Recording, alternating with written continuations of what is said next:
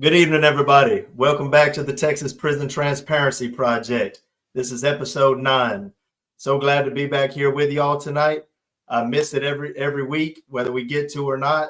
And tonight we got a really good program in store for y'all. We're going to review some of these House bills that are currently in session, being debated. We want y'all to chime in. We want to hear y'all's opinions on this stuff too, right? And we have several things in the lineup, but tonight we have a very special guest on here with us tonight, and we're going to let the man introduce himself. So listen closely. Go ahead, sir. My name's Russ Bird. I used to work for the Texas Department of Criminal Justice. I worked for them 22 years, and I'm a fourth generation TDCJ officer. And it's good to be here. Awesome. In fact, they're named after. Oh my God, that quick. I have a unit. Okay, there we go. A facility. I have a facility that's named after one of my siblings, my oldest brother, and a inmate graveyard that is named after my grandfather that worked for the state. I have 100+ years of family history between 4 of my family members and myself in working for TDCJ, all the way back to the early 30s. Wow. Wow. This is history, y'all. This is firsthand familial history from inside the system. Yes. Yep. Long time. First thing we're going to do is go over the House bills that are in play, because I would like to have an officer standpoint on it and an inmate standpoint, and I can give a ex-inmate. Well, thank you. Former inmate and a parent and advocate standpoint on it. So the first bill is House Bill 1410. It was introduced in the 89th legislature, and it aims to prohibit TDCJ from housing inmates in facilities operated by private vendors. So I wasn't real sure about this bill. I wasn't real educated on it until I got to meet with some families at one of the legislators' requests and educated myself a bit. And I can tell you that I'm against the bill. I think that private prisons do relieve some stress from the state. There's better programs, better food. They're 100% staffed majority of the time. Do they have some issues? Yes, they have some issues. But I think that overall, the consensus is we need to keep these private prisons. I mean, what do you think, Russ? Well, I think they do a lot to help relieve the stress on the state. But as far as their processes of being getting people to recidivate, to keep from coming back to the jail, I don't think they do any better than TDC does in the long run. Because I've noticed a lot of the rules and regulations in a private prison and rules and regulations in a state prison are totally and absolutely different. They treat the inmates different. They treat the officers different. It's a totally different animal. And not to say that they can't be the same in a lot of respects. They are, because sometimes you do have people that are locked up in there that are violent or that have mental issues. And the training to become an officer for the state should be, for a private prison, should be just as intense, if not more intense, as being an officer for the state. And I even think they need to up the training for the officers in the state. Absolutely. Because a lot of these people are going in there not knowing who they're going to deal with or how they're going to deal with them. In the training, they're learning all the P's and Q's of the paperwork, counting, stuff like that. The policies and the procedures. Yes, you don't learn anything about what you're gonna do until you get on that facility. Right. And you The start reality is having a to lot do it. different from a video, right? Right. You don't learn anything until you get on OJT. Mhm. And that's just straight up. I mean, yes, you learn a lot in I'm not saying that I give kudos to the TDC training folks because they do what they can, but they've only got what they're given to work with. Correct. And to me, a month or 2 months or 3 months is not enough time to learn how to deal with these folks. Right. Because you're dealing with all kinds of different people from all kinds of different backgrounds and mental facilities, you know, and if you don't know what you're getting into when you get in there, you're gonna be in trouble. Absolutely. Do you think that's why a lot of these officers, especially like we're seeing a trend in newer hired officers, within the first year being arrested for contraband and all that?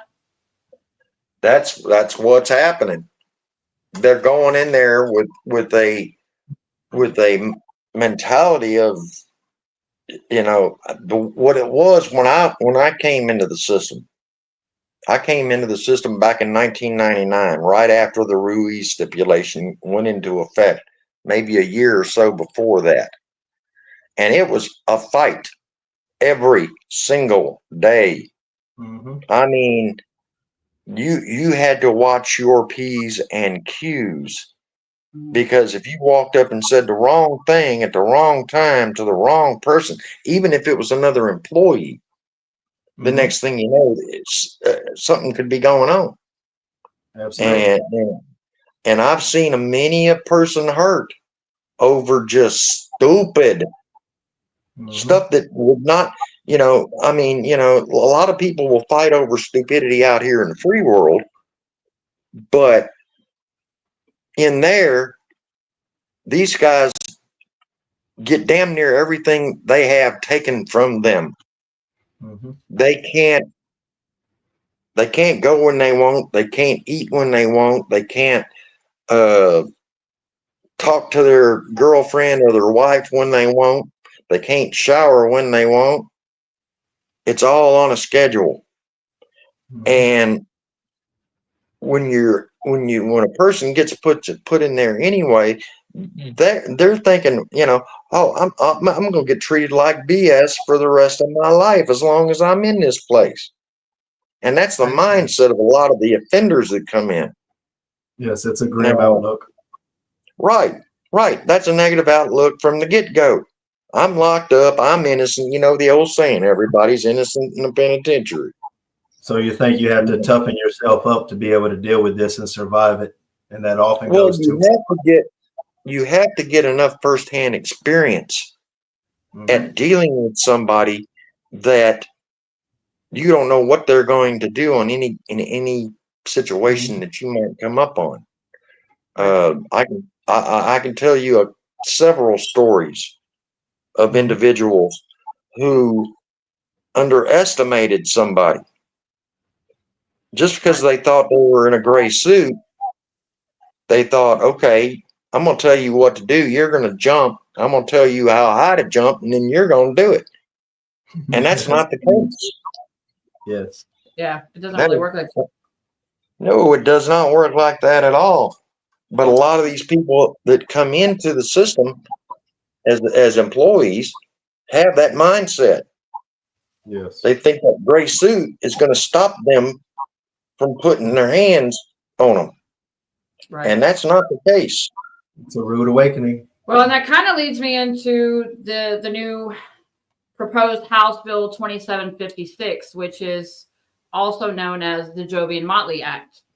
So this basically mandates TDCJ to provide training for correctional officers and certain other employees on de-escalation techniques, crisis intervention, and behavioral health.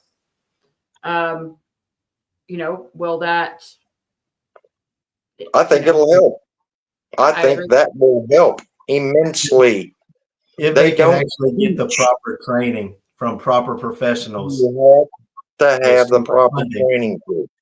Which takes funding to get the right people in there to do the right training, and that's Well, always comes down to funding. And that's what they always yep. say, well, we can't do this because of lack of funding. We can't do that, lack of funding.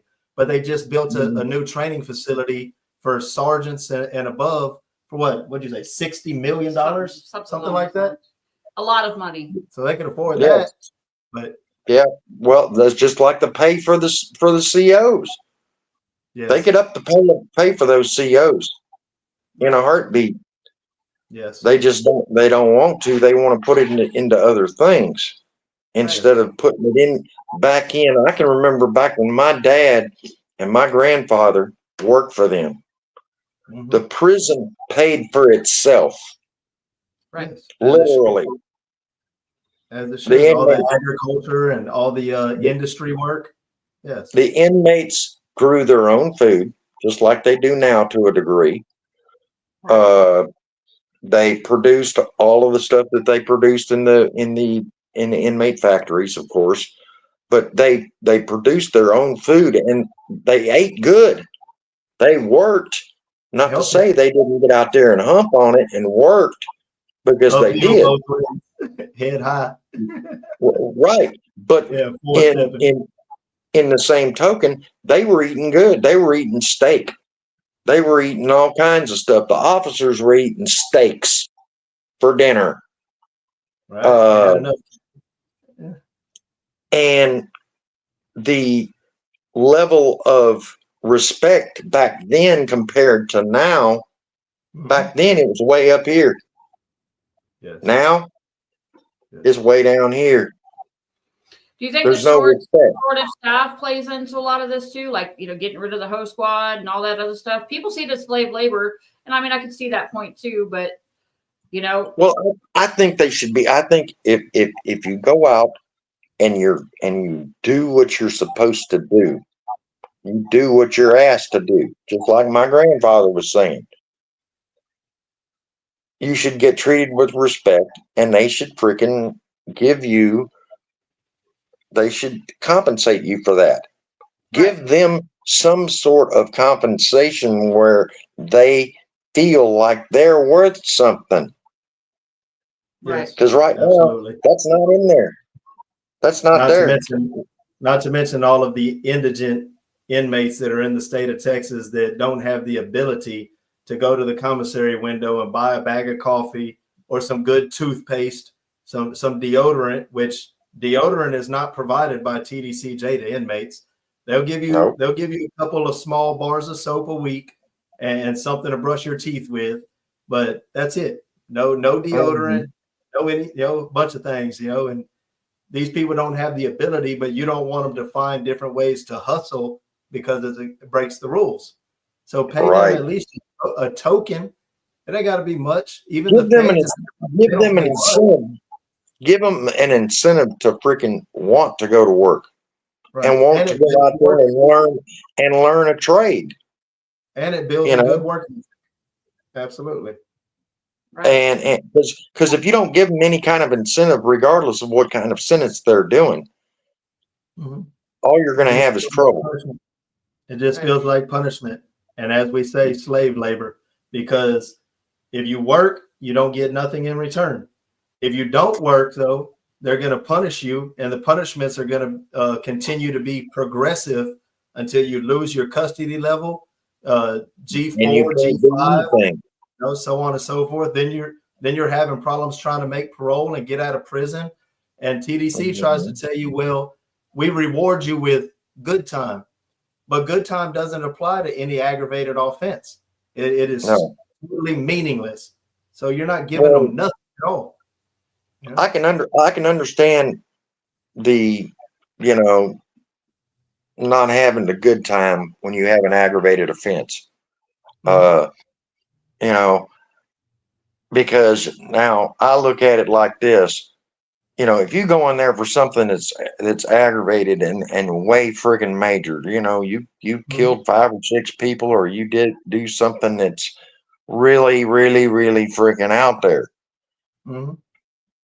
I can understand seeing somebody being put in a position where they don't have any privileges because of that. Because if you're going to do something like that out there, there's a possibility you're going to do it in there.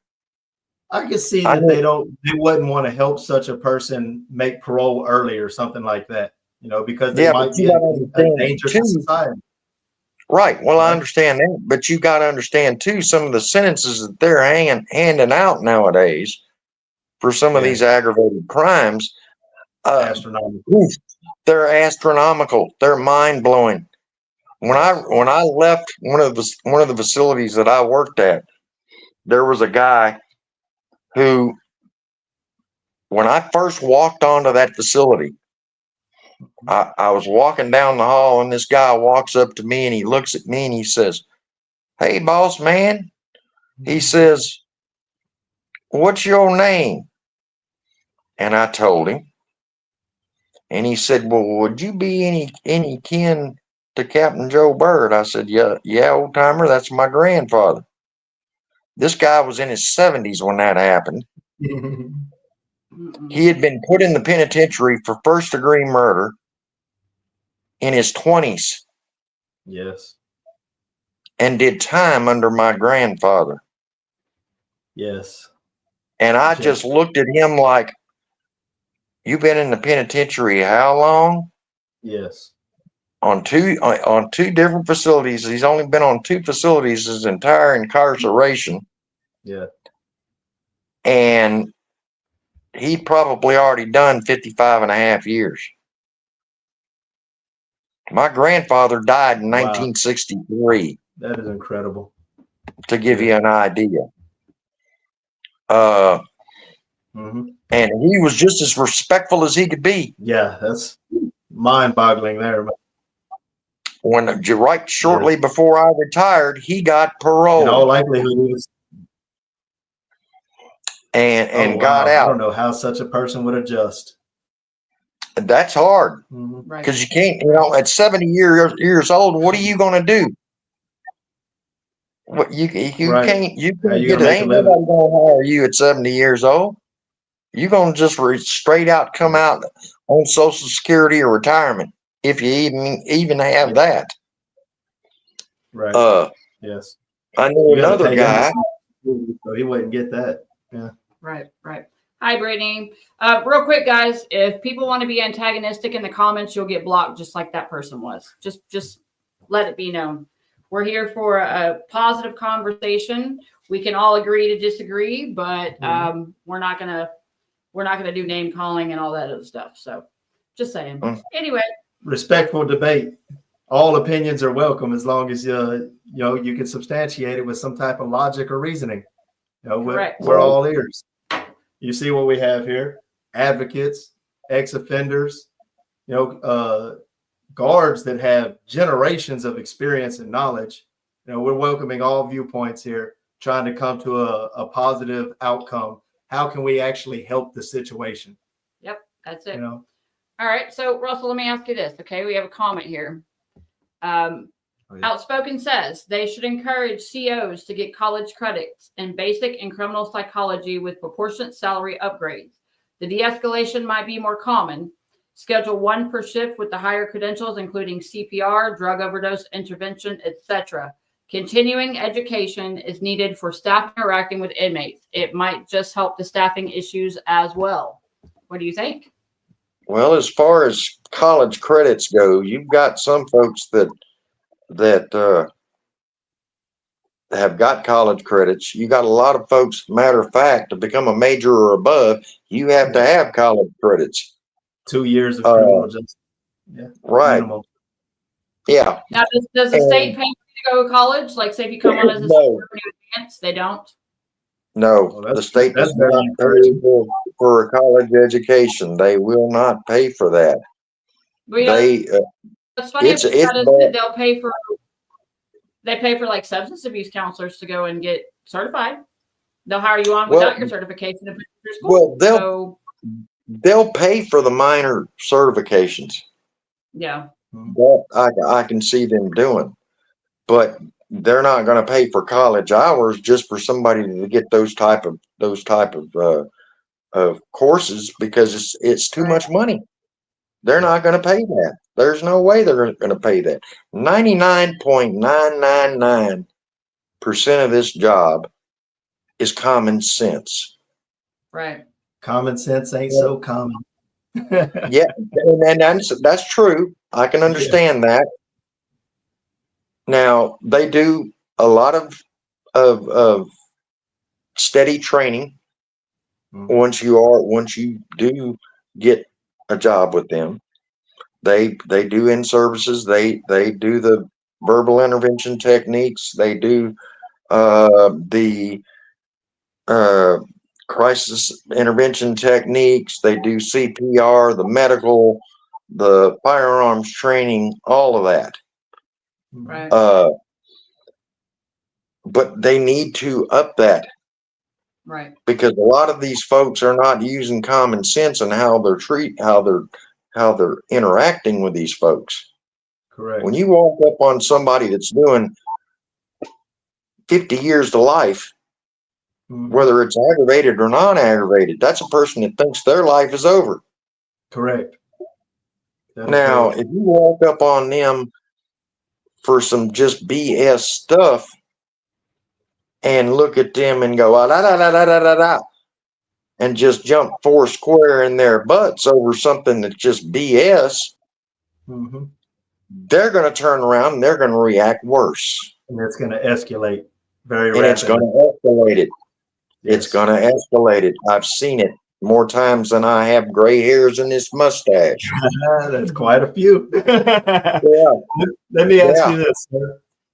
Speaking of dialogue, whenever I spoke in the Capitol just a couple weeks ago, one of my points was that I believe something along the lines of 90% of situations in prison here in Texas, something like 90% of them could be solved with dialogue. As long as you speak and this person with courtesy, respect, just talk to them like a human being. That's all. Yeah. But my point was that anger and aggression will always be met with anger and aggression because that's the mindset and the conditioning in there. So as soon as it starts to go in that direction, there's no other option at that point. That's the direction it's going to go. Right. Well, see, now I've seen and heard when I first came into the system, I remember they put me into a medium custody wing. Yes. And the guy that I had training with me was pretty good. He was a really good trainer, and I learned a lot from him.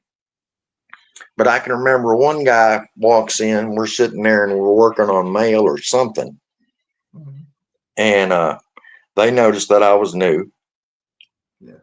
And the one boss looks at the other boss, and he looks at me and he says, "Forget what you learned in the academy." And I'm like looking up at him going, huh? And to a degree,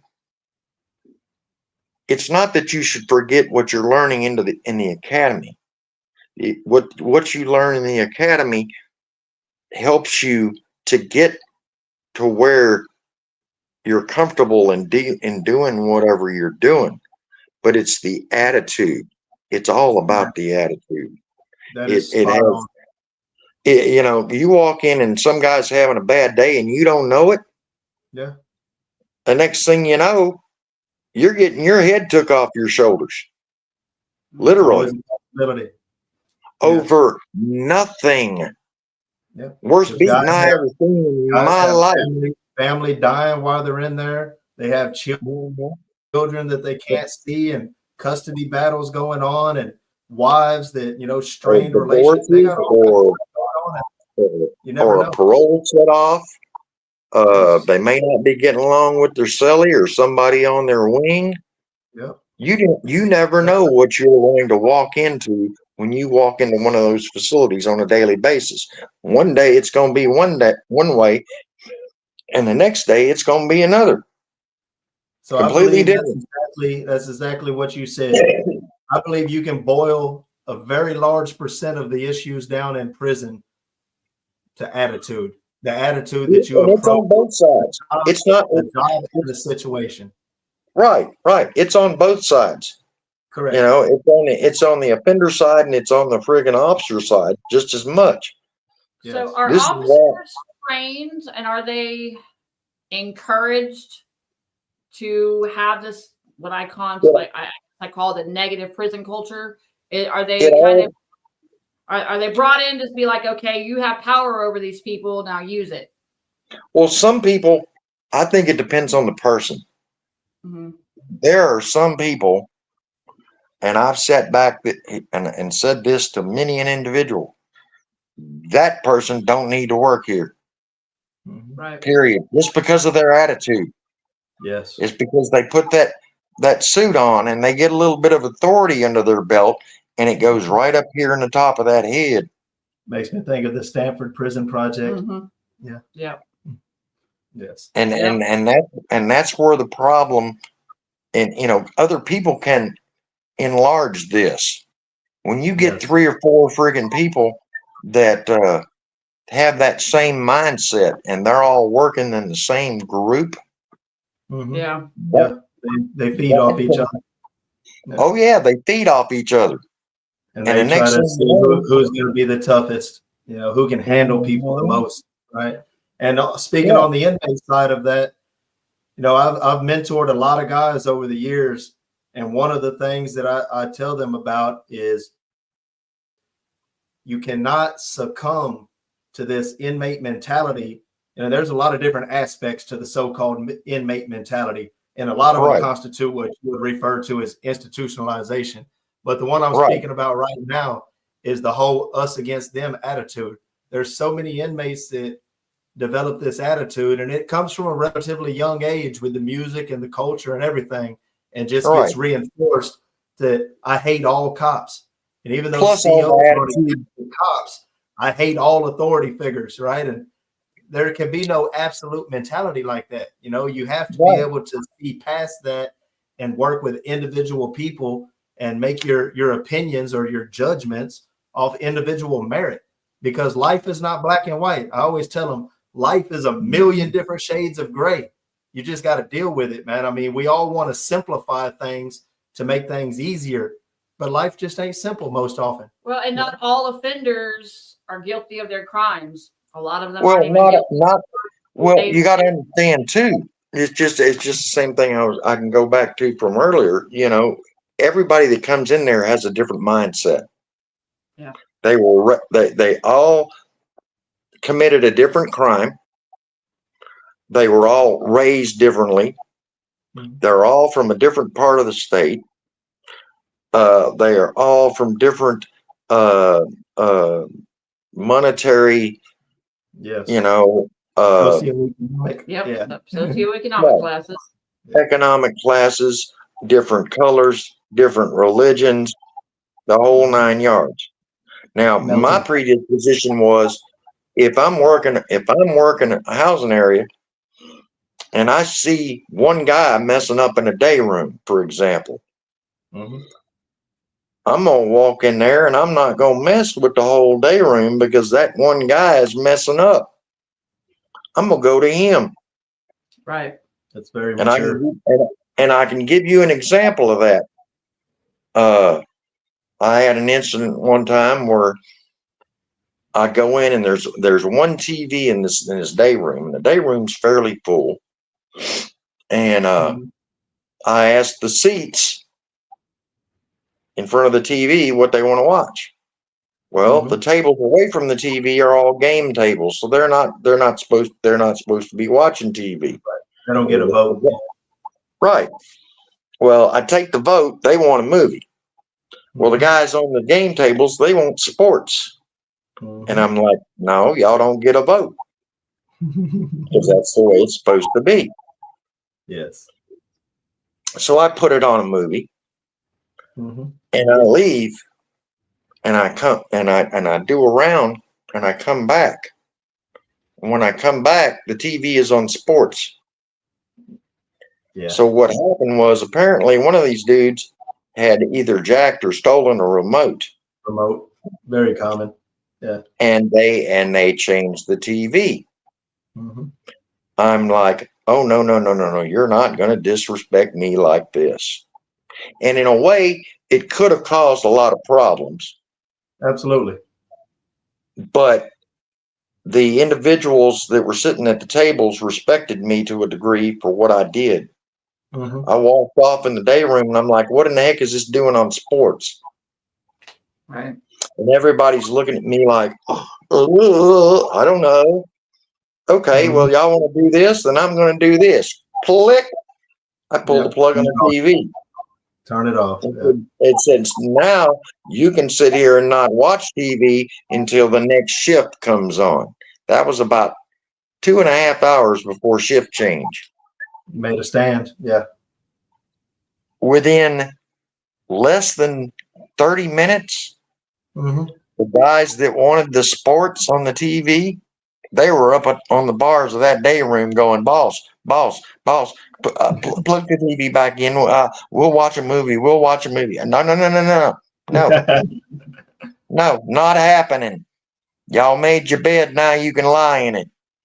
And for Right. 2.5 hours, they didn't get no TV. And when when the relieving officer came in to relieve me, I summed him up on the situation. I said, "You want to turn the TV back on, boss? That's fine. Whatever you want to do. Mm-hmm. But I'm not going to be disrespected by nobody." Yes. So do you agree with the fact that so Tanya says that's why they are so quick to rack everyone up instead of calling out the one person that's causing an issue. And that leads me into what we've been talking about with these new 15-day lockdowns. Group punishment. Group punishment. You know, you have one or two that can't seem to stay clean or cause a problem, and they're locking entire. Pull them out. That's what they need to do. They need to get these individuals separated out of the group, because if you let them stay in that group and you punish the group, yes, then what? Then you're going to have a group mentality, and they're all going to be mad. They're all going to be upset. And what's most likely going to happen?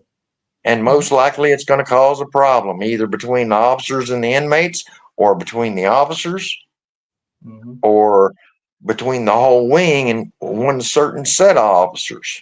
Well, to be blunt, what happens most often, and it's another product of conditioning, if one person, two people gets everybody punished, gets everybody's few usually the inmates will take it out on them. There's already been people assaulted, possibly even hospitalized or worse at this point already. And this is just making it off the pilot program stage. Yep. And they apparently feel like it was such a good idea that they did the pilot program on 5 units, 15-day lockdown for all drug-related incidences. You know, you got some addict, you know, that just won't stop, can't stop, whatever he's got going on, and they lock down the whole wing for 15 days. They've decided it's such a good idea that they're gonna do it statewide, apparently, on all units. 15 days, not the 2359s that have been popular for a long time now, many years, right? Yeah. And that's a problem, because that is encouraging inmate enforcement of the rules. So let me ask this, and you'll be familiar with this, with the Ruiz, okay? So I had another officer that I collaborate with that's been with the system 30 years plus that says this reminds him of pre-Ruiz. Yeah. They're bringing back building tenders without saying they're bringing back building tenders by putting it in the inmate's hands.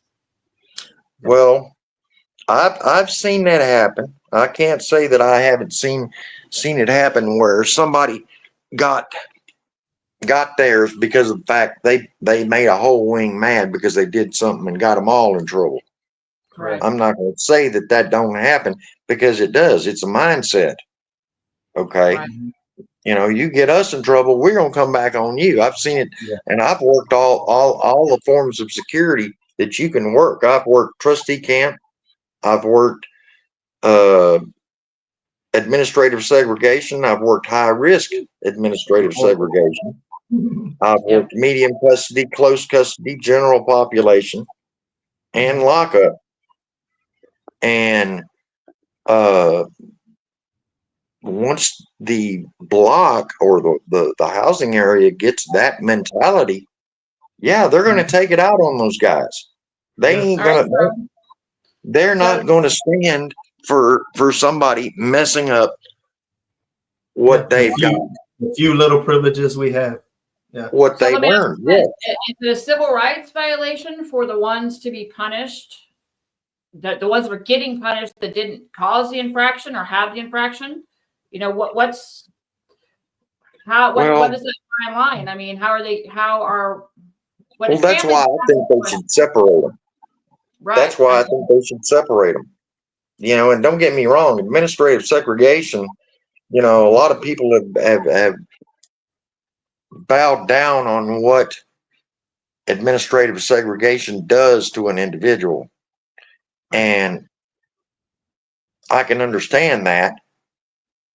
The first time I was ever assaulted by an offender, it was an administrative segregation offender. Yeah. And he assaulted me because of something that another officer did. Yes. Yes. Yes. Okay. And the guy, of course, wasn't playing with a full deck. He was a psych patient doing a very, very long sentence. Nothing left to lose. Believe you me, nothing to lose. And when I went to fill out the cases on this dude, I look at my lieutenant and I go, what is this guy going to get? Is he going to get more time? Is he going to get this? Is he going to get that? My lieutenant looked at me and laughed. And like, what's it matter? Yeah. He's like, he's not going to get no more time. He's doing 5 aggravated life sentences. What are they going to do to them that they ain't already done? Right.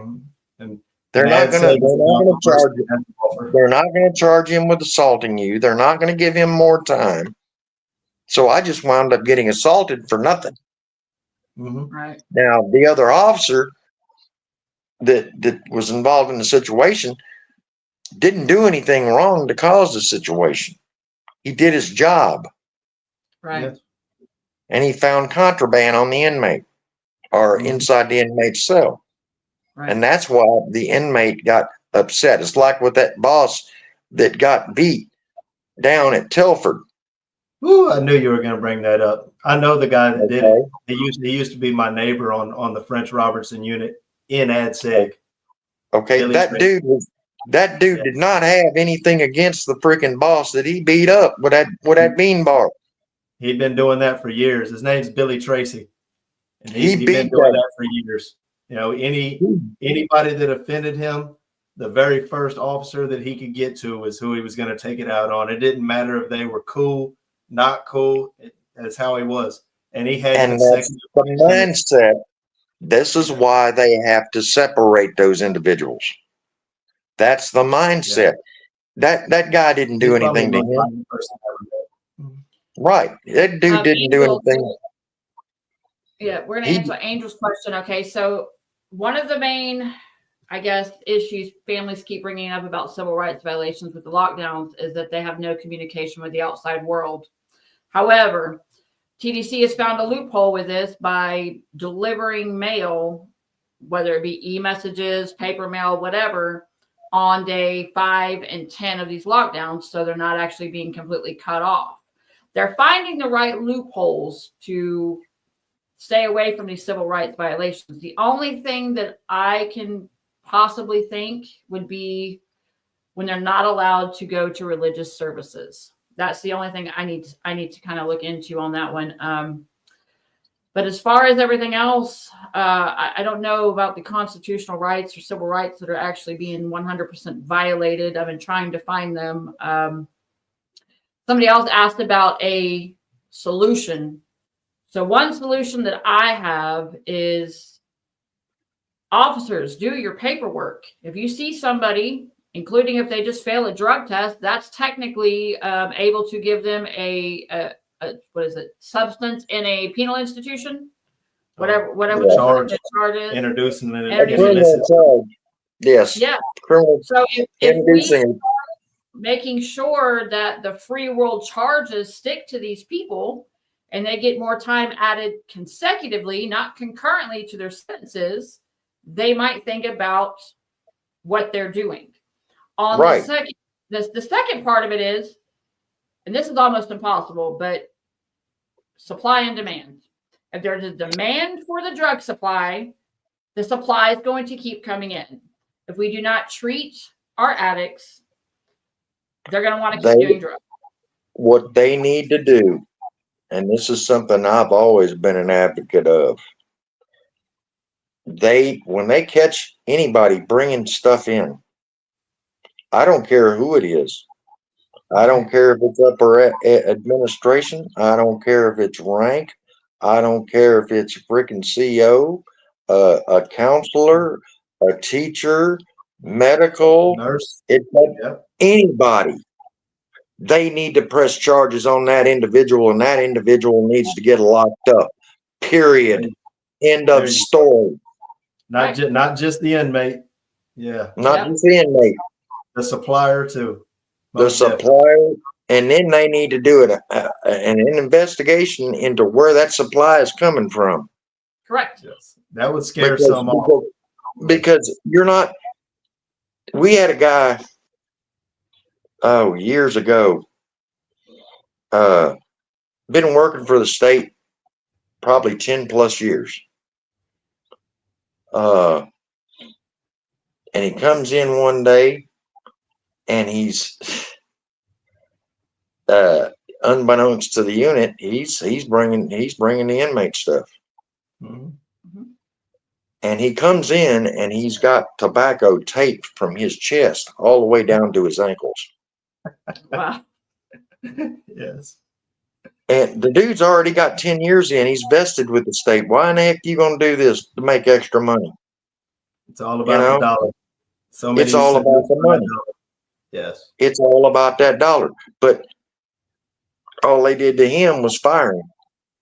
Mm-hmm. Right. And blacklist him to where he couldn't come back to work for any state agency ever again.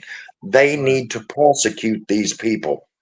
That would make more officers, more suppliers, let's say, a lot more leery about bringing because with the well, it'll make them more leery, but with the shortage of employees that they have now and the hiring standards being so low, some of these folks from these freaking organizations that are criminal to begin with are trying to get on with the state. That's exactly what's happening. Just so they can bring this stuff in. By all means, any means. Mm-hmm. Yeah. Yes, I agree with that.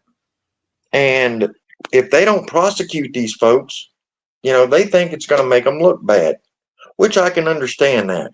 They don't want to look bad in the eyes of the public, and I understand that. Who does? Nobody. The thing is, the problem exists whether you ignore it or not. You can ignore it and be like, yeah, we don't want to look bad. We don't want to look bad. But there's still a very large percentage of the population that is aware of this problem and how bad it is. So just by ignoring the elephant in the room is not going to help anything at all. Can't change what you don't acknowledge. Tanya, he says, why are we willing to take the risk? Are we talking a couple $100s? No. Thousands. We're talking their yearly salary in 1, 2, maybe 3 drops. Mm-hmm. Maybe. Well, that depends on what you're bringing in too. Yeah. Mm-hmm. Okay. I mean, you bringing in cigarettes. I've heard a pack of name brand cigarettes goes for $100 bill. That's probably true. It's probably true. $50 for a can of shit. Yeah. So you bring in a carton of cigarettes. That's what, 10 packs of cigarettes? Yeah. Mm-hmm. There's $1,000 right there. So D says Theo should be held on a 15-day suspension if they covered a specific building in the last X amount of days and it's found and they didn't find it. Well, the problem too there is it goes back to what you were saying, Ashleen, about paperwork. Yeah. All right. A lot of these folks that are lazy, they pencil whip their paperwork. Absolutely. Right. Well, and I've actually been told by another officer that the 2359s are being done because as long as they hide under that, they don't have to report it to the regional and get approval for these extended lockdowns. So they don't have to write the reports, and they just keep doing it over and over and over. The 2359s. That way they don't have to do that much work. Yes, makes it easier on them. They're trying to literally sit down and not do nothing and get paid for it. Yeah, sleep and everything else. Yep, absolutely. Which is the most dangerous thing you can do in a dang penitentiary setting, anyway. I mean, that just mind boggles me why somebody would do that. And they allow certain inmates to run the wings, to do the channel checks, to do in and outs. Even I've seen inmates doing in and outs, actually making sure doors are closed and all that afterward. Yeah. Now that's technically, I've told folks that the Fed ought to come back in and take it over again, because they would hate it, because they're going to make them mind. They're going to make them do what they're supposed to. And the state of Texas would hate that, because I've always had the impression that they felt like they were embarrassed by that when it happened in the 80s. Yep. They lost control of their own prison system. So where do you think, from the beginning of your family legacy at TDCJ all the way through now, and for those of you that don't know Mr. Bird like I do, his grandfather held what positions for as long as he did? He started out as a CO back in the late 20s, early 30s, and went all the way up to assistant warden and executioner. He was the one that pulled the switch on old Sparky, the electric chair, for over 50 years. And he was such a dedicated employee to TDC, he actually died in his office. Wow. Yeah, had a heart attack in his office after going to work at almost 80. So where do you think we've taken a left turn, and how can we get back on the right track? Solution oriented. Yes. What can we do? What needs to happen? I think they need to revamp the whole system to a degree. They need to pay these COs and train these COs better. Way much better than what they're training. Like I've said before, I give the training academy kudos for a lot that they do. There's a lot that they do that is really good, and there's a lot of good people that are working there. I have nothing, I don't want to talk bad about TDCJ to a degree, because of the fact, it provided me with a good living. But some of the things that I seen while I was there and experienced while I was there, no person should have to go through. Correct. Whether you're an inmate or whether you're an officer, either one. Right. 99.99% of the problems that I had working for the state was not offenders. I could probably put a 3 to 5% ratio of problems with offenders. 90% of the problems that I had working for the state were other employees and admin. Interesting. Yeah. Which is one of the reasons why I transferred off the first facility that I was on, because I had issues with the employees had issues with how I was. And when I thought of doing the right thing and going to the admin with it, the admin blew me off. Until, of course, these officers, basically a clique of officers, decided they were going to make it personal. And I worked 10 years of free world private investigation and commissioned private security before I went to work for the state. So I have firsthand had to deal with gangsters, street on the street, dope dealers, domestic disturbances, having weapons pulled on you, being told you fixing to get cut. Oh no, I'm not. So my predisposition in this type of environment is you don't take threats lightly from anybody. No, you don't. Well, this was all over BS too. The administration could have done something about it, but they chose not to. Right. Now you can picture I'm a CO2 at the time, 3 months shy of getting my CO3. And I walk into the warden's office, going to talk to the assistant warden since I've already been to all my lower echelon rank. And they've all said, we'll do something, and nothing's been done. So I'm to the point, I'm going to the big dogs now. When I walk in, both of my majors are inside the warden's outer office, and I say, you two SOBs, get your butts up there in that office. We fixing to talk. Now, of course, they look at me like two does in the headlights, thinking, why is this CO2 talking to us 30-plus year majors like we're a couple of convicts? No, get your butts in there. We're fixing to talk. And I go in there and I spill the information down in front of the majors to the assistant warden, and I ask for an administrative transfer. And the warden's like, we can't do that. I'm like, why not? Because then it'll set a precedent and everyone will want a transfer. So I look at the warden and I say, okay, warden, I'm fixing to go out there in that turnout in front of God and country. And I'm going to tell everybody in that turnout what I'm going to do if these people don't stop messing with me.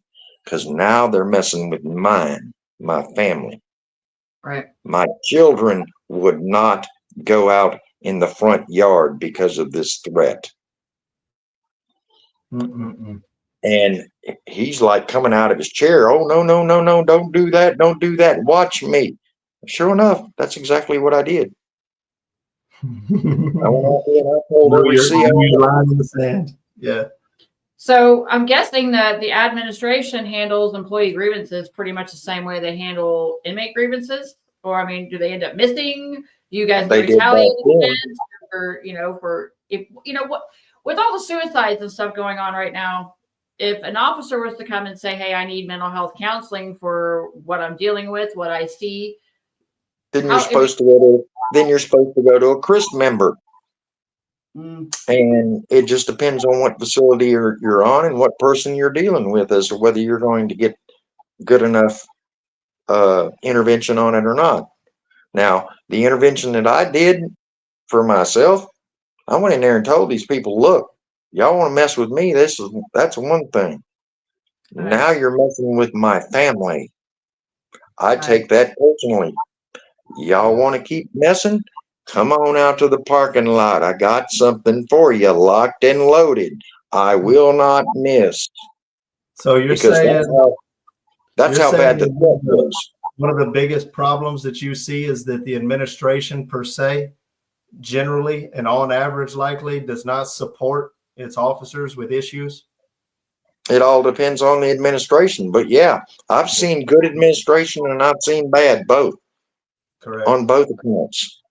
I've seen good wardens. I've seen good majors. I'm still friends with a whole bunch of people that work for the state that are really, really, really good people. Yes. But you've got this certain individuals who, like I say, they have no business working for the state on any capacity. Some of them are just there to climb the ladder. Others are there. Oftentimes, I'm sure you've seen this in all your time. We talk about inmates becoming institutionalized. I've seen a lot of guards become more institutionalized than inmates. Yep. Believe it or not, that happens too. Very common.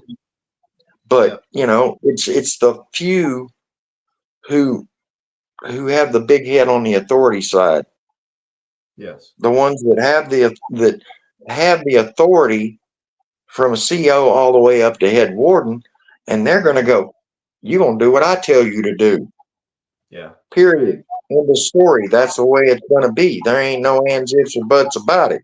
They got that God complex, right? Yes, because they have that title. Yeah. My predisposition was when I worked for the state, I don't care if you're a warden. I don't care if you're a regional director. I don't care if you're a CO. I'm going to treat every individual the same way I would treat anybody else. Period. So let me try to boil this down to essence a little bit. Your top suggestions to address some of the many problems that flaw the system right now: further training and good training for our officers, the guards, right? Probably more realistic training. Right? And a better support system for the officers on the floor whenever they have issues that they can't deal with on their own, that might be beyond them, or that would just cause more trouble than solve it. A better support system for officers and better training. Angel, absolutely it does. And that's all I'm saying. Absolutely it does. Yes. Yep. And a lot of you can look on Facebook, wherever.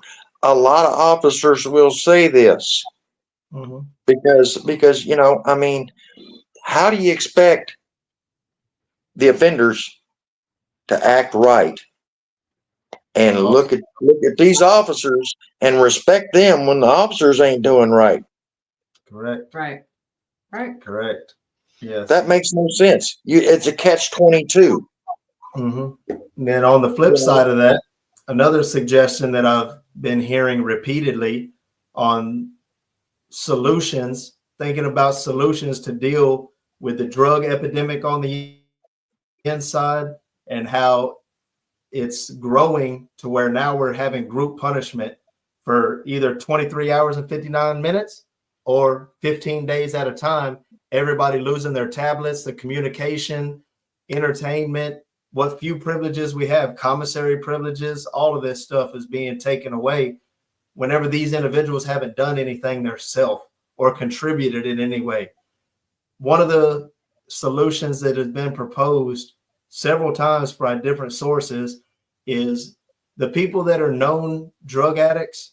These people, whether they're caught, they have to be caught, whether they have the substance on their fingers, they fail UAs, they get busted with drugs, they need to put them on designated wings and isolate them over there and run them through a rehab program, not just NA or NA, an actual detox, true addiction treatment program. And we've got plenty of inmates that are even on these units to come and back that up as peer support along with it. Use your field ministers, use your life coaches, use your mentors. That inmates, really, the fact of the matter is inmates run prison. The guards are there to give a little bit of supervision and direction and make sure that things don't really go off the tracks. But everything gets done by inmates, And so the big problem with that idea is you have to be able to stop the drugs from coming in. Yes. You have to stop the supply. And that means it could be guards, it could be nurses, it could be teachers, what have you. So the only way around that is you got to watch your SSIs for transport, whichever ones you allow on these specific wings, if they implemented such a thing. And you would have to use proven guards that are proven to have the integrity to not succumb to the seduction of $1. No, or put OIG officers to run those wings.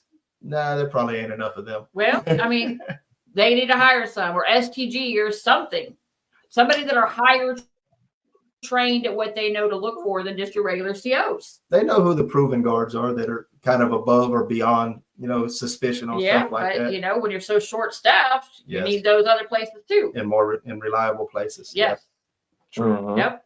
That's one solution that keeps coming up. But the thing is, something has to be done to actually fix a problem instead of just locking them down.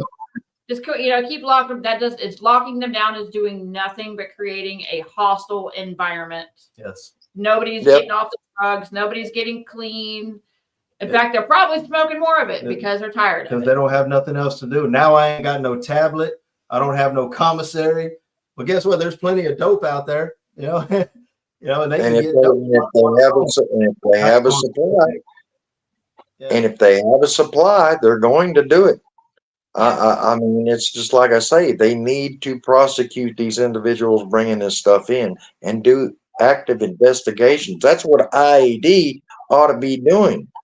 Yes. Is investigating this stuff on the outside. Where did this come from? Did this come from a visitor?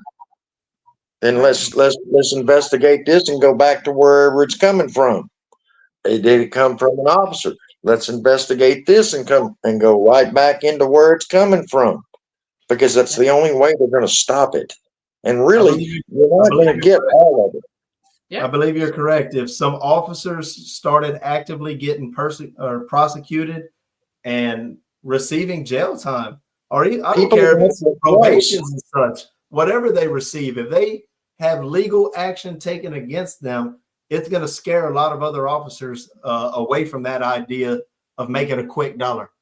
It just ain't gonna be a lot. You gotta understand too. It's all, a lot of this is a mentality.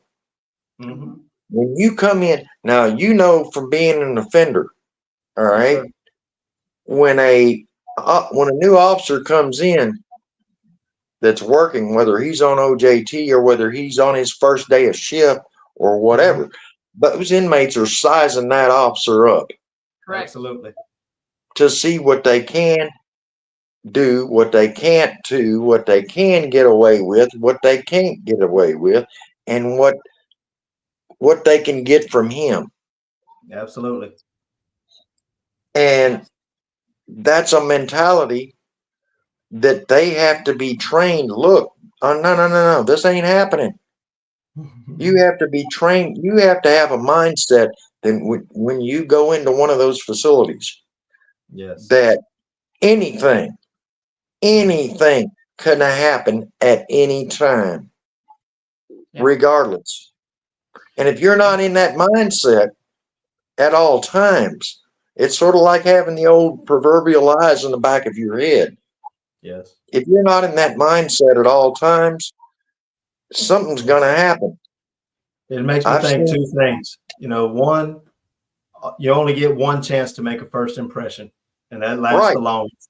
And secondly, define yourself. If you do not define yourself, then others will define you. Yep. So, and they will take advantage of that. Yes, sir. Yeah. Tina, absolutely right. She said if government is going to continue to use jails and prisons for mental health facilities, then they need to expand their services.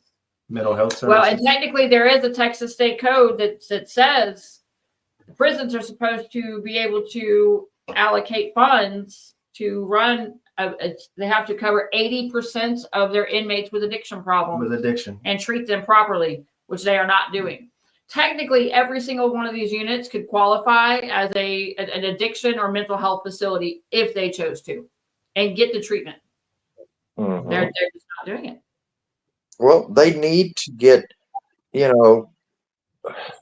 need to get better mental health care. That's true. Correct. There's no doubt. They need to get. Their medical care is pretty much top grade as far as regular medical care. Their dentistry care. If they can access it. Yes, if they can access it, depending on their custody level. Their mental health, right. They do what they can, but when you've got a half a facility that's freaking on some sort of mental health drug, right, or has some mental health impairment, okay, that might have gotten them put in there, it's hard for those mental health folks. It is. It's hard. I give them kudos just like I give training kudos. Yes. Because they got a lot to work with. And it's not process. Yeah. It's not a You quick know, or easy. it's one thing if you're going into a prison situation as an offender, and you've got your head together. Right. You know, you did something wrong. You're fixing to get punished for it, and you're gonna do what you got to do and do your time. It's another thing when you go into a prison facility type environment, and you have a mental problem, and that mental problem has caused the issue that got you put in there in the first place. Right. Okay, because if you can't fix that issue, it's just gonna beat up while you're in there, and there's gonna be more problems. Right. You know, it's crazy. This is why I always told everybody that when I would train folks, you don't underestimate anybody in this place. I don't care if they're in white. I don't care if they're in gray. You don't underestimate anybody, what they can, will, or might do in any certain situation. And that was another way that I used to get respect from the inmates too. I would tell them, yeah, I'm the easiest going guy on the planet. I am the biggest non-confrontational individual for working in a confrontational job that you can imagine. But now you put my back in a corner, right? Or you put me in fear of my life. Guess what? You can't underestimate what I will or will not do in any God-given situation when I come out that corner. And they're like, better think about that. You know? It can work both ways.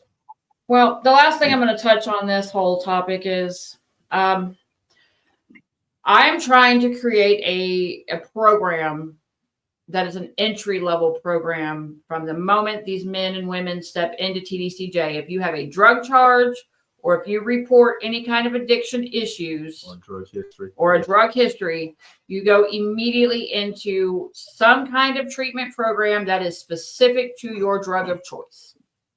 I'm seeing way too many people physically addicted to drugs go into prison, and if you have a physical addiction to drugs and you just have to go quit it cold turkey, it's not going to happen 9 times out of 10 in the free world.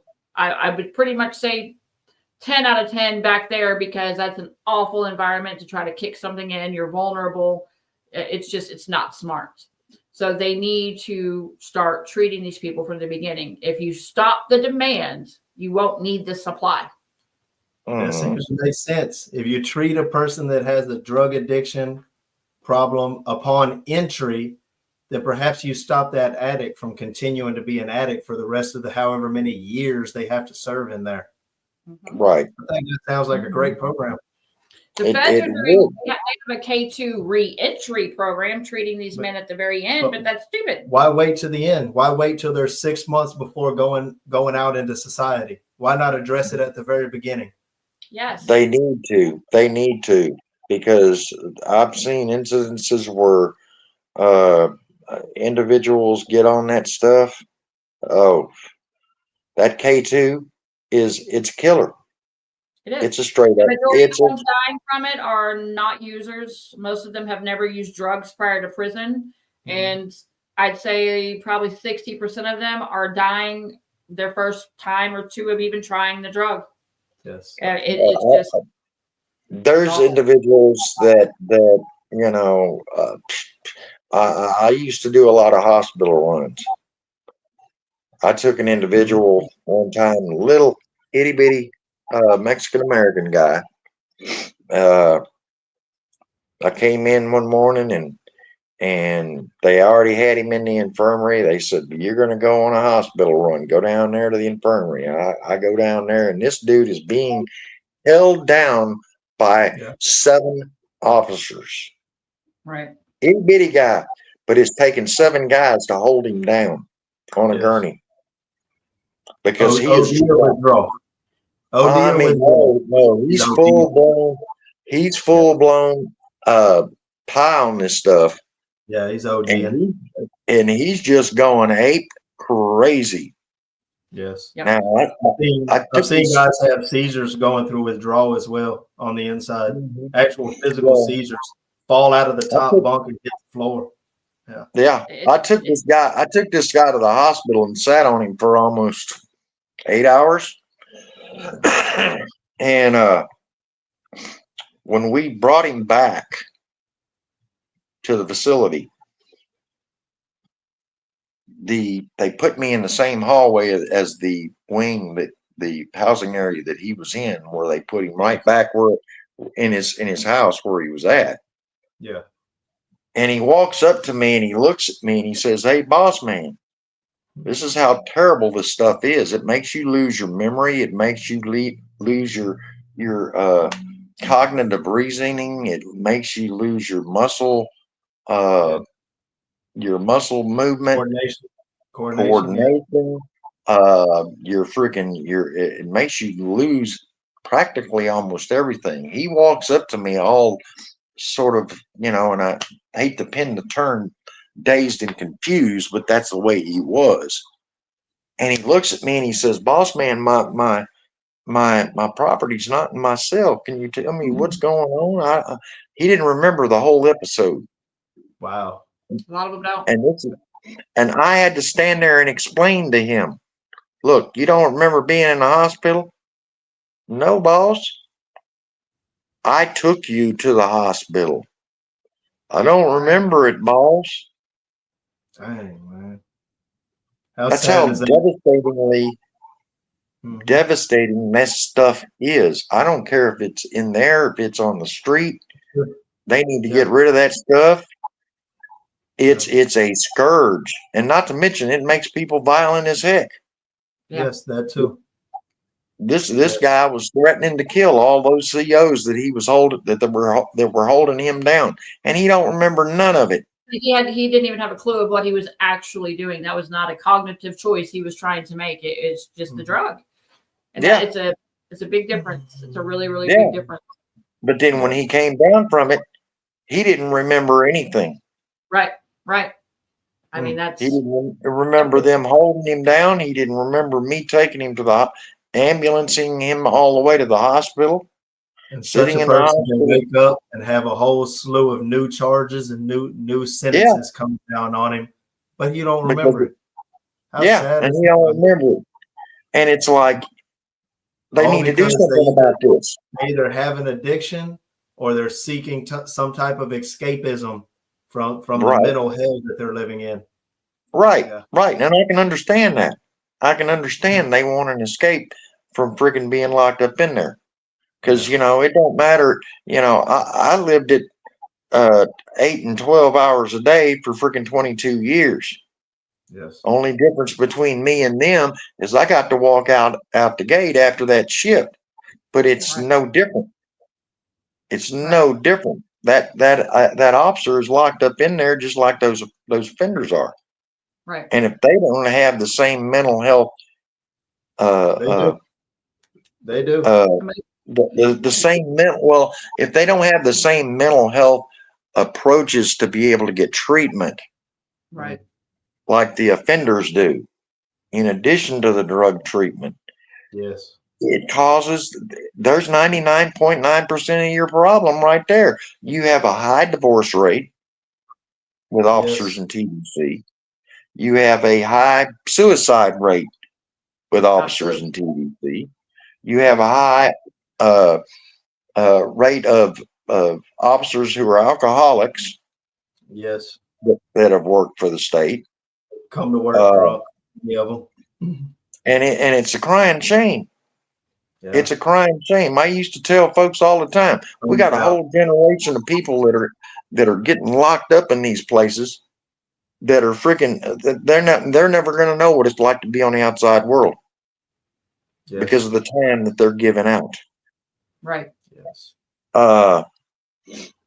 And it's a waste.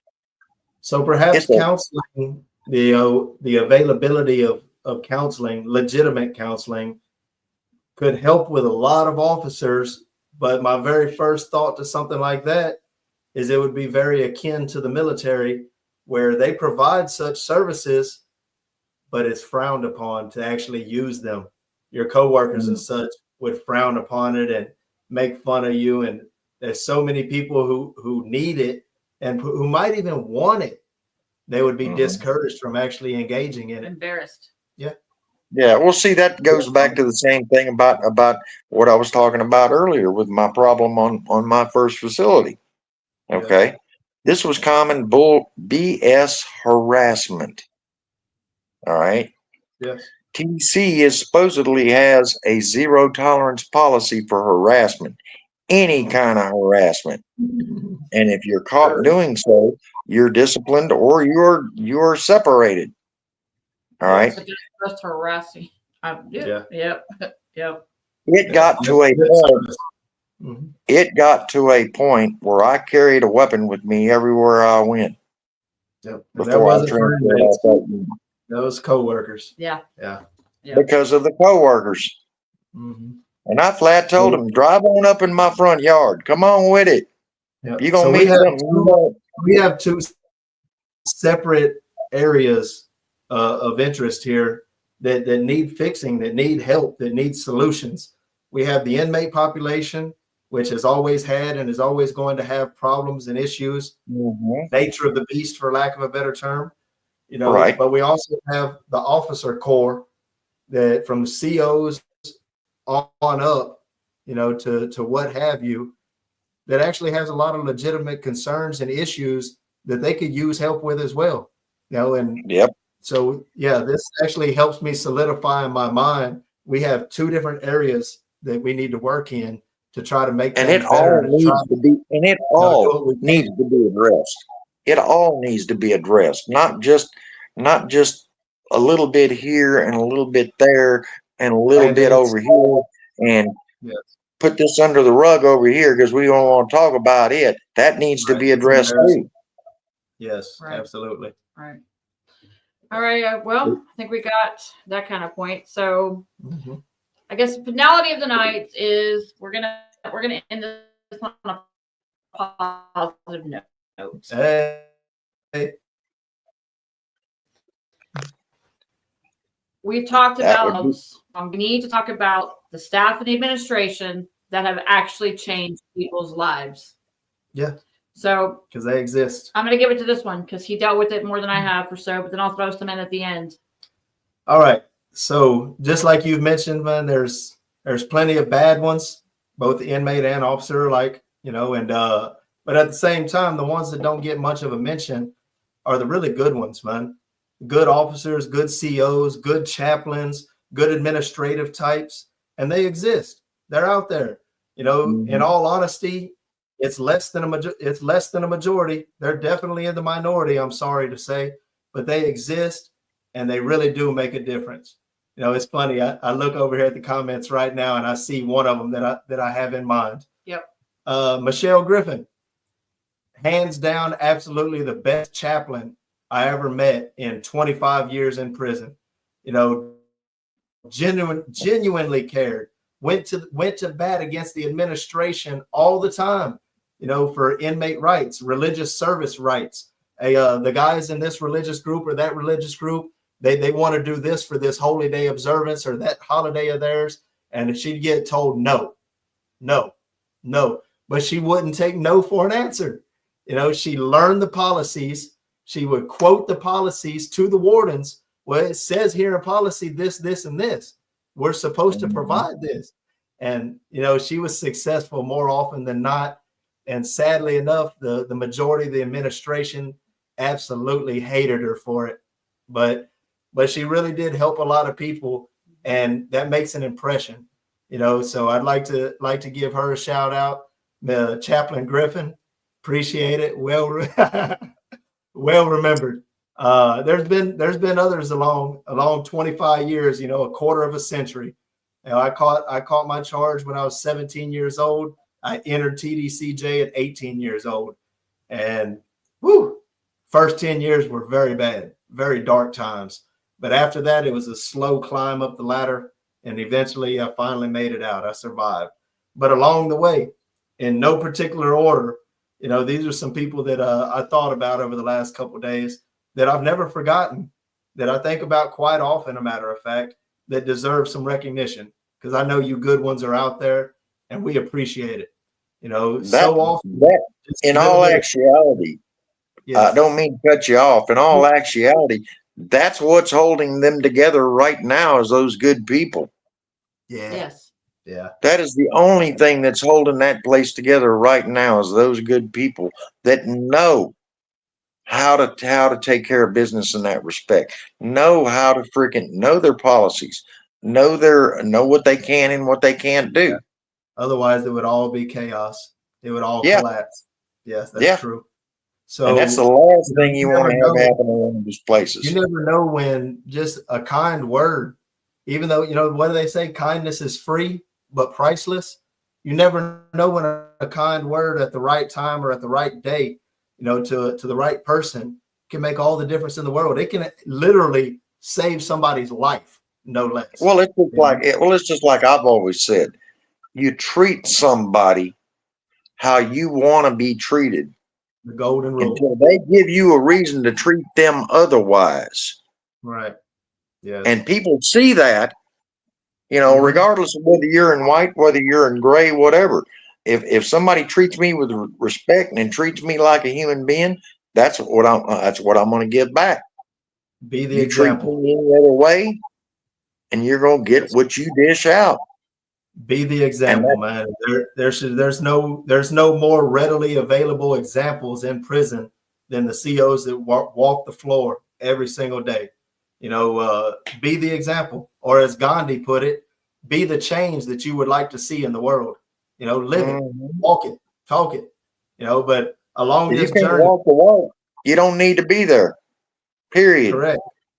So along this journey, there's an administration type that I would like to point out as well, because oftentimes they're so far above the inmate population that, you know, it seems like they're disconnected, right? Even if they come from a CO background. But along my journey, I met, at the time, she was a classification officer, later became the chief of classification, and is currently a warden. And the lady made a big difference in my life. You know, and it wasn't all good. Sometimes she'd be mad at me and she would punish me. She would ride down on me. I used to tell her she put her foot on my neck, you know, in the lingo. And her name is Miss Maciel. And Miss Maciel is another genuine person, does her job, very professional, but she actually cares, you know, and that seems to be rare, especially as the years go by and an officer, a ranking officer, they become, you know, so used to this job, they become calloused, just like desensitized, just like an inmate does. And they lose that even if they had it in the beginning. But Miss Maciel showed that she cared, and I've always respected her from day one. Even when she was punishing me, I knew it was for the right reasons, and I was never resentful about it, you know. I used to tell, I don't mean to interrupt again, but I used to tell individuals this. All right. Doing that job is a mindset, like I said. Doing that time is a mindset. Correct. You still have choices. A lot of guys that get put in there don't think they have any choices. They do have choices. Your choices are, you can go in there, you can do what you're supposed to do, go in there, get you a trade, get you a degree up in the education department, learn a skill, and get out. Invest in your future. Right. Or you can make the choice to come in there and learn how to be either a career criminal or a career convict. Yeah. One of the two. Yes, sir. Choices. So there's choices.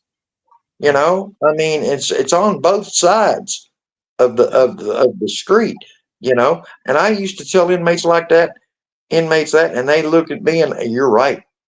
You're 210% right. But it's all in those choices. Yes. Speaking of choices, this list is a little bit diverse.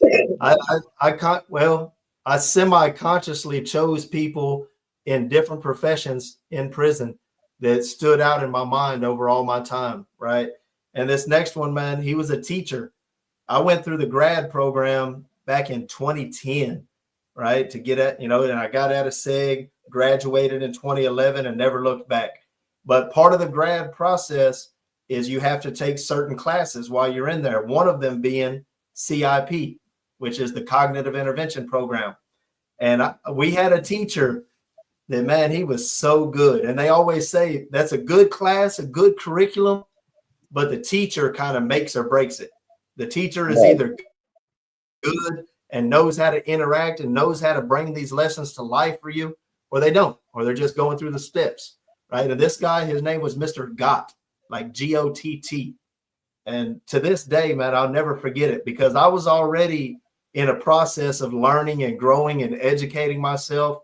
But this man just helped elevate that to the next level. And the lessons he taught in CIP, he brought them to life. He drove them home with real world examples and exercises that we used. And man, it was really good. And it helped me mature even further, along the path of true rehabilitation, becoming a better person. So I've never forgotten Mr. Gott in the CIP class. I actually went back and took CIP a second time, almost 10 years later. Matter of fact, it was 10 years later. I took it again, and it's still a great class. One of my favorites out of prison. Next, there was a what? Believe it or not, yes, I helped establish a grad program on a facility that I worked on. Okay. Yeah. And I worked around a whole bunch of grad inmates, who some of which to this day, to my knowledge, are no longer in administrative segregation. But you want to talk about some stories? Yeah, I know it. but grad, yes, one thing I will say about grad works when you have, again, the mindset for it. You have to want it. You have to want it.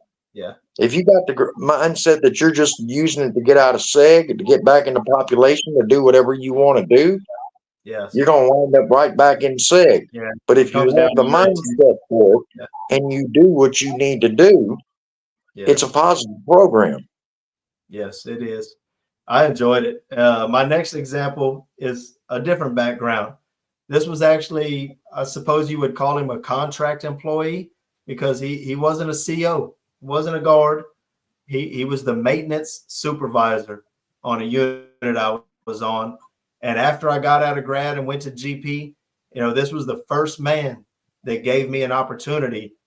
He hired me in the maintenance department to be no less than an office clerk, right? Because I had certain, knowledge skills or whatnot, and paperwork skills and such.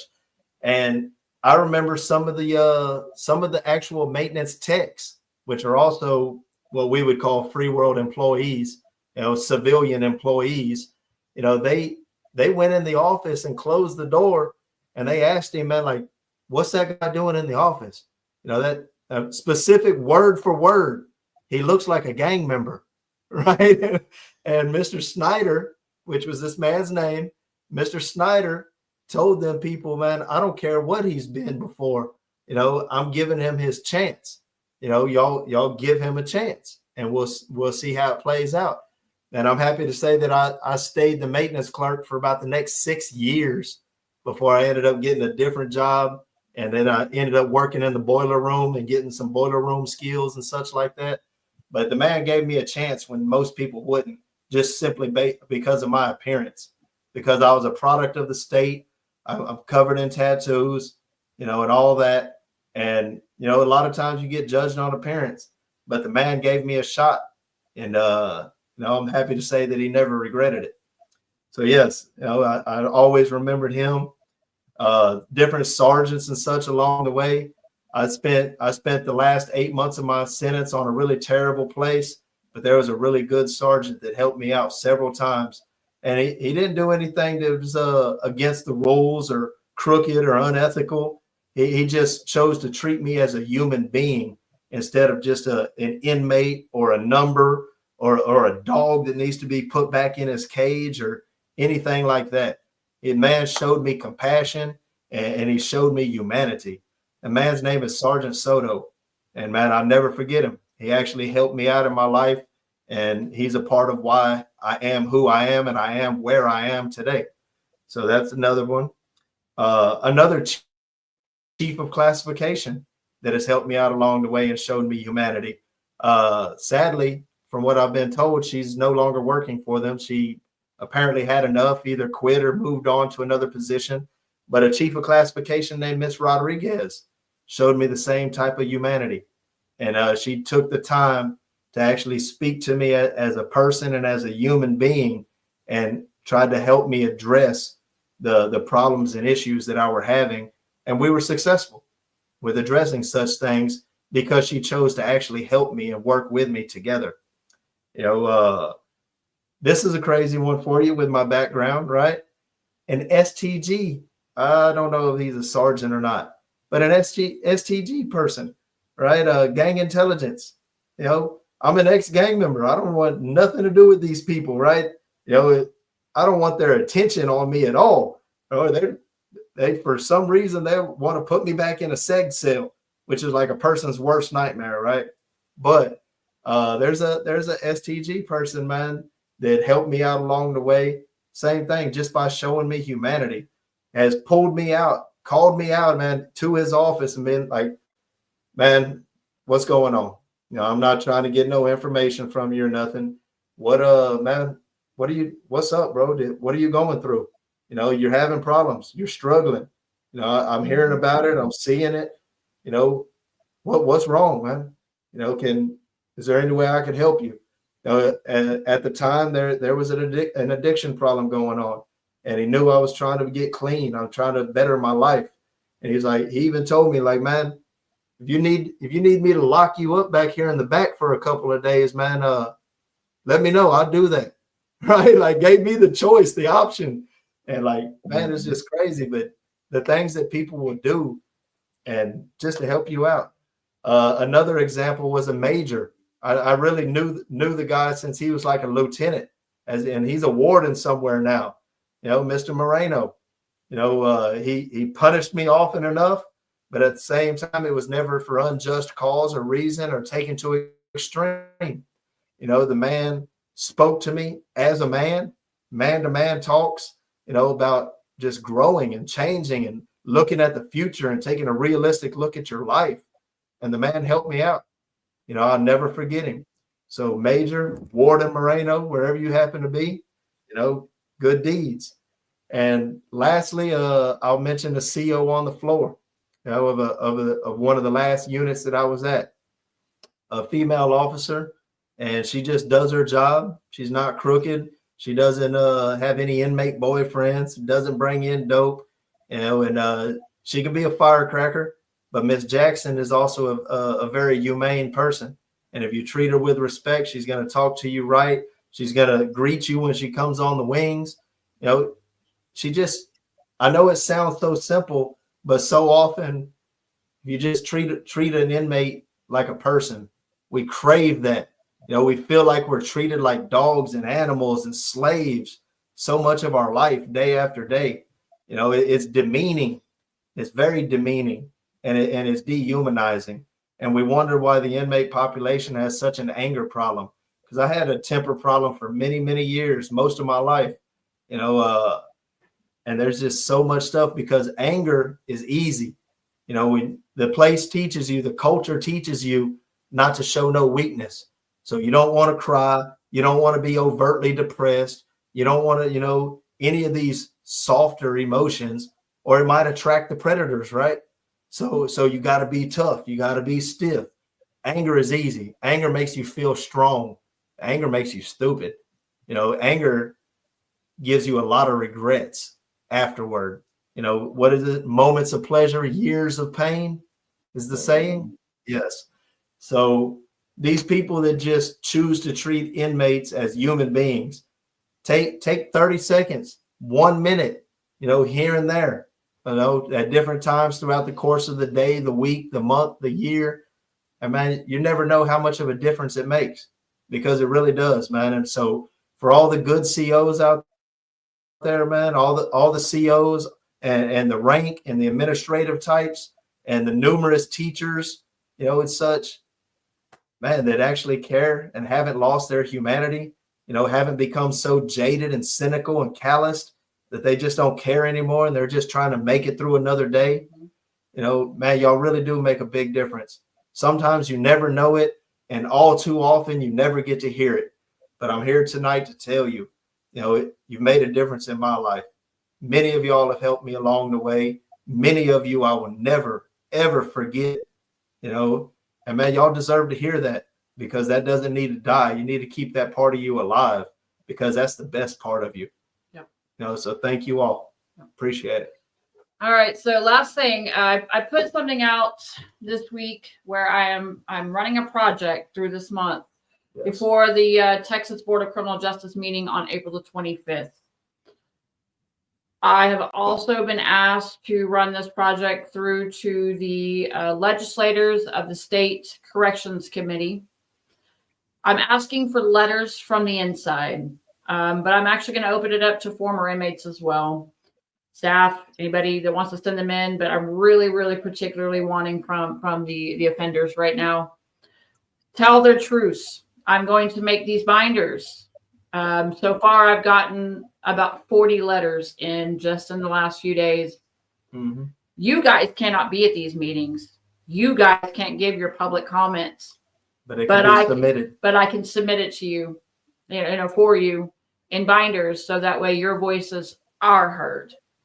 Right now, it's going to be going to about 20 different people, but I'll have some extras with me in case people that are there want to read as well.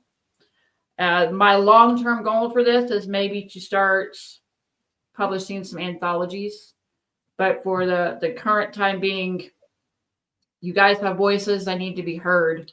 Tell them what issues they need to address in such letters. You can address, one, pressing 15-day lockdowns right now for these drugs. 2, drug incidences, overdoses, suicides, mental health, officer treatment, general civil rights violations, anything you see fit, education, programs, reentry. Solutions. Your truth. Solutions. Yes. Don't just come at them, spew and venom. Right. Don't just be on all out attack. If you got a problem, hopefully you might have a viable solution. Yes. Show that you have balance, And the men of the Dalhart unit submitted letters to me this week that broke my heart, but also gave me a whole lot of inspiration when it comes to these incidents. So to the men of the Dalhart unit, thank you. I love you guys. God bless you all, because you kind of lit a fire under me today when I read your letters. And I can't wait to share it whenever this is all over with. I'm going to hold these letters with me until after the board meeting, just because I want them to be fresh on their minds. But I'm going to start sharing them at the end of the month. So keep them coming. Email them to me. It's the Texas, as in TX, prison project @gmail.com. Send it to me on Facebook. Whatever you need to do, just DM me if you're confused, and we'll get it going for y'all, because this is powerful, y'all, and they need to have it. And the more support it has from a wide range of people, the more attention they'll bring to the matter. Because if there's not enough attention, then there's not enough demand. Yeah. Kind of like supply and demand, right? And we really are encouraging people to attend. Yes. Yes. Yes. Family members. There's nothing that speaks louder than a presence. Like, I'm here today. I drove no telling how many miles or how many hours, but I'm here today to speak up and have my voice be heard. But more so, felons, come with me. Hey. It's not expected. The board will never see it coming, because they don't think you ever want to be around them again. But this is your time to actually have a moment to speak to them. And they can't do anything about it. They can't tell you to shut up, or they can't write you a case. You tell them how you feel. You tell them your experiences and what can happen, and they have to listen to you. That's powerful. And that's part of the public record. It is. It is. Nothing is going to change until we all start working together and stepping up to be together. It's just what it is. So don't just complain about an issue if you're not going to help be part of the solution. Don't be the voice, be the echo. Hey. Yeah, Tanya, I love you. that's good stuff. All right, Russell, anything you want to kind of conclude with? Anything we need to know? Nothing that I can't think of that we ain't already touched base on. Sounds good. Well, I appreciate you being here. You and I have kind of talked and collaborated on some stuff for many, many months and many moons now. And it's been just a matter of time getting you here. I'm taking you up on your offer on the prison museum because that's kind of on. Yep, will do. Come on. I will. If I can get a chance, I'll even try to. Well, the last time one of the directors of the prison museum, the scrapbook I was telling you about. Yeah. It's probably that thick and bigger than a half as big as a friggin' end table. Wow. Yeah. And I took it down there. We had an issue. My older sibling loaned the book it's a family heirloom, and my older sibling loaned it to the prison archives. And when he did, he got wrapped up and forgot about it. And people would go into the archives and they would steal memorabilia, pictures, all kinds of stuff out of it. There's stuff that we took that we'll probably never get back. Right. Then the archives in Austin, somebody from the archives in TDC sent it to the archives in Austin. Mm-hmm. And the archives in Austin didn't want to give it back to us. Yes, of course. So we had one of our family members who is a lieutenant colonel in the military go down there and talk to them and say, look, you can either give us this family heirloom back, or you can get a lot of litigation in your life over the fact this is an heirloom that belongs with our family. And if I get a chance, when we go to that museum, I'll take you and I'll show you that book. And when you see that book, you can understand how far back that this stuff goes with my bunch. Wow. So we're talking about the VIP tour here. We're talking when Clyde Barrow escaped the old East Ham unit. My dad and my granddaddy worked the escape. My dad and my granddaddy knew the Texas Ranger that killed Bonnie and Clyde. Right.